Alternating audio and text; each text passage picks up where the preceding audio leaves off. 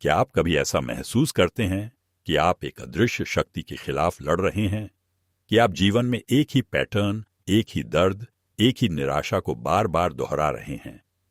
आप पूरी कोशिश करते हैं, आप सकारात्मक सोचते हैं, आप मेहनत करते हैं, लेकिन फिर भी कुछ ऐसा है जो आपको पीछे खींचता है, जैसे आपके पैरों में कोई अदृश्य जंजीर बंधी हो।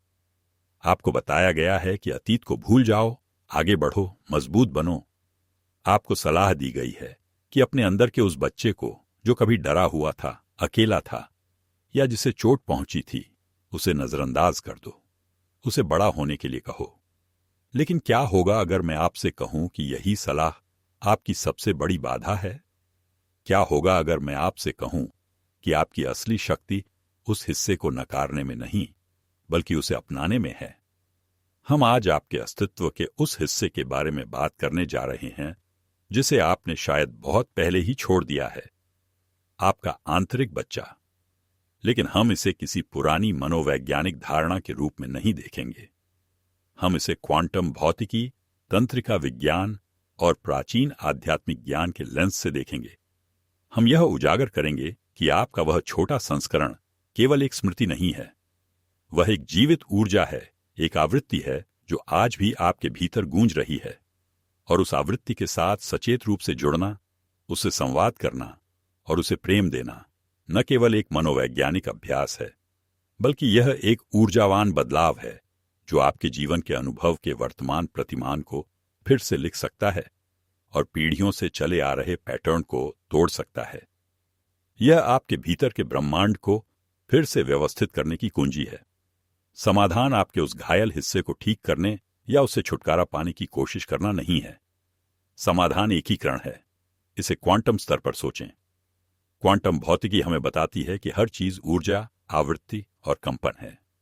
आपका अतीत, आपकी यादें, आपकी भावनाएं, ये सब सिर्फ कहानियां नहीं हैं। वे आपके ऊर्जा क्षेत्र में संग्रहित विशिष्ट आवृत्तियां हैं। आपका घायल आंतरिक बच्चा आपके भीतर एक बहुत शक्तिशाली निम्न आवृत्ति वाला अनुनाद है।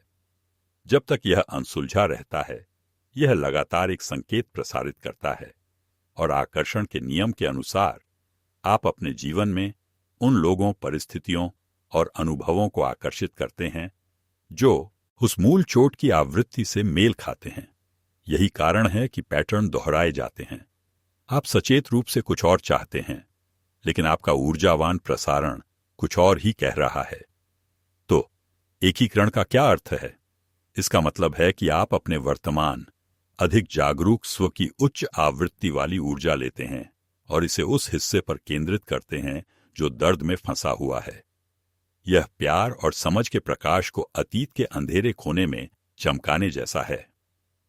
क्वांटम भौतिकी में ऑब्जर्वर इफेक्ट यानी प्रेक्षक प्रभाव के अनुसार अवलोकन का कार्य स्वयं अवलोकित चीज को बदल देता है। जब आप अपने आंतरिक बच्चे को निर्णय या उसे ठीक करने की आवश्यकता के बिना देखते हैं, जब आप बस प्यार भरी जागरूकता के साथ मौजूद होते हैं, तो आप उसकी ऊर्जा को बदलना शुरू कर देते हैं। आप उस जमी हुई, डरी हुई ऊर्जा को मुक्त कर रहे हैं। आप इसे नकार नहीं रहे हैं। आप इसे अपने वर्तमान स्व की बड़ी, समझदार चेतना में एकीकृत कर रहे हैं। यह एक ऊर्जावान पुनर्मूल्यांकन है। आप अतीत को नहीं बदल रहे हैं, लेकिन आप अतीत की ऊर्जा को अपने वर्तमान में बदल रहे हैं और ऐसा करके आप अपने भविष्य को पूरी तरह से बदल देते हैं। आइए इसे और गहराई से समझें कि यह आपके अस्तित्व में कैसे काम करता है। तंत्रिका विज्ञान हमें बताता है कि हमारा अवचेतन मन हमारे पयाई-पैसठ दैनिक व्यवहार, विचारों और भावनाओं को नियंत्रित करता है, और यह अवचेतन मन मुख्य रूप से जीवन के पहले 7 वर्षों के दौरान भावनात्मक अनुभवों और धारणाओं से प्रोग्राम किया गया था। इसका मतलब है कि आप एक वयस्क के रूप में आज 45 समय अपने आंतरिक बच्चे द्वारा बनाए गए प्रोग्राम पर चल रहे हैं। जब वह बच्चा डरा हुआ महसूस करता था, असुरक्षित महसूस करता था, या यह मानता था कि वह पर्याप्त नहीं है, तो उन विश्वासों को आपके अवचेतन के मूल कोड में अंकित कर दिया गया था। ये आपके ऑपरेटिंग सिस्टम बन गए। इसलिए जब आप अपने आंतरिक बच्चे को अनदेखा करने की कोशिश करते हैं, तो आप वास्तव में अपने 95% ऑपरेटिंग सिस्टम से लड़ रहे होते हैं। यह एक आंतरिक गृहयुद्ध है। आप सचेत रूप से सफलता, प्रेम और खुशी चाहते हैं, लेकिन आपका अवचेतन आपके आंतरिक बच्चे की रक्षा करने की कोशिश कर रहा है। आपको परिचित और सुरक्षित रखने के लिए पुराने पैटर्न को चलाता रहेगा, भले ही वे दर्दनाक हों। यह आंतरिक असंगति, यह संघर्ष आपकी ऊर्जा को विभाजित करता है। आप एक ही समय में ब्रेक और एक्सीलरेटर दोनों पर पैर दबा रहे हैं। क्वांटम क्षेत्र में यह एक मिश्रित अराजक संकेत भेजता है।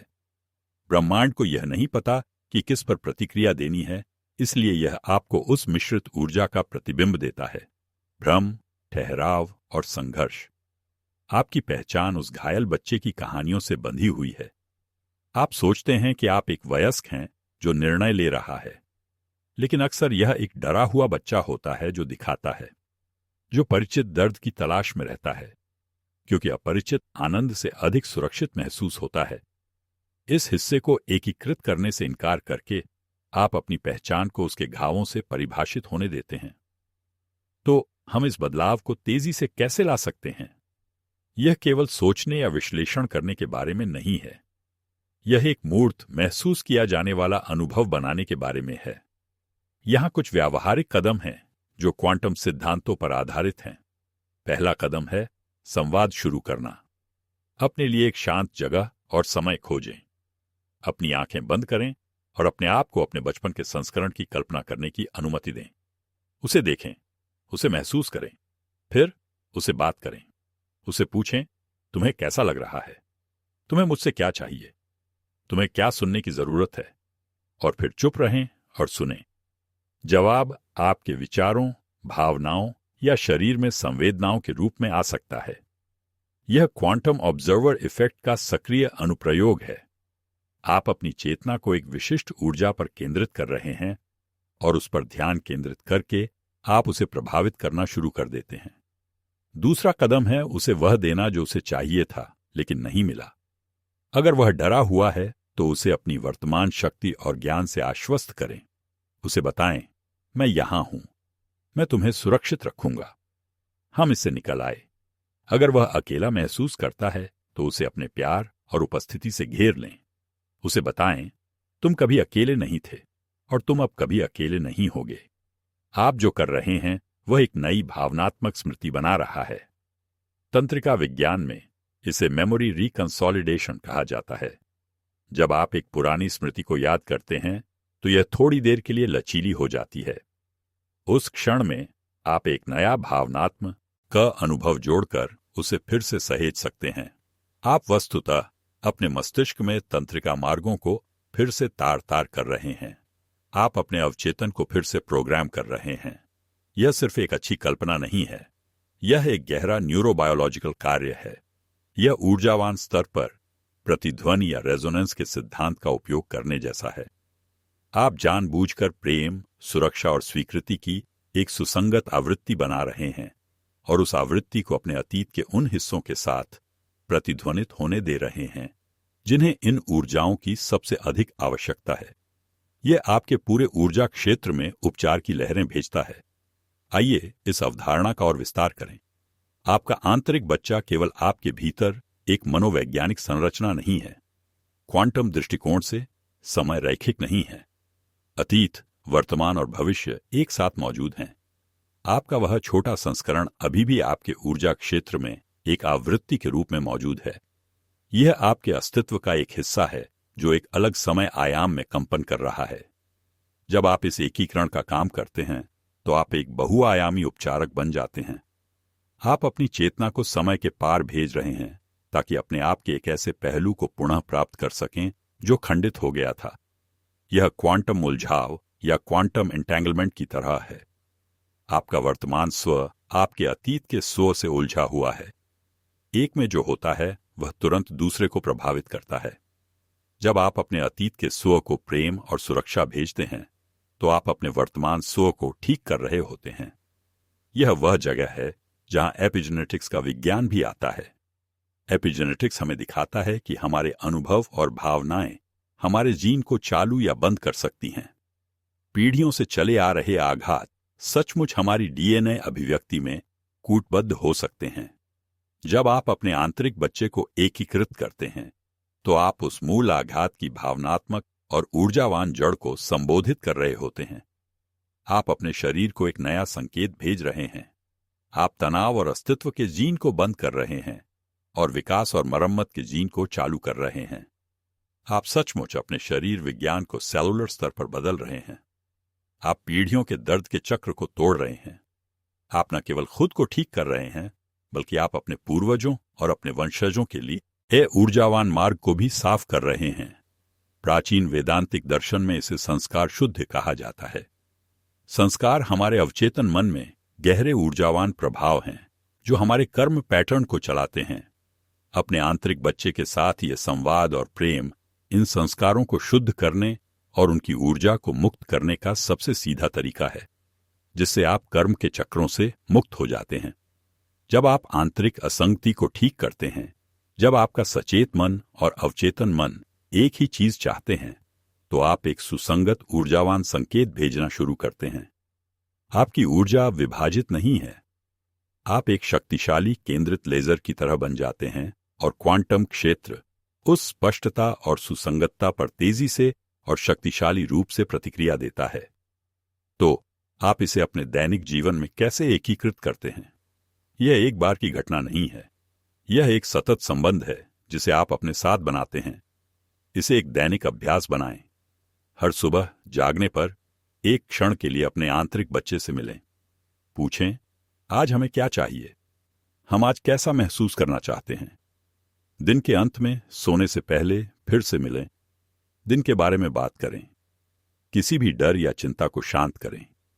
यह आपके अस्तित्व के सबसे महत्वपूर्ण हिस्से के साथ एक सुंदर प्रेमपूर्ण संबंध बनाने के बारे में है।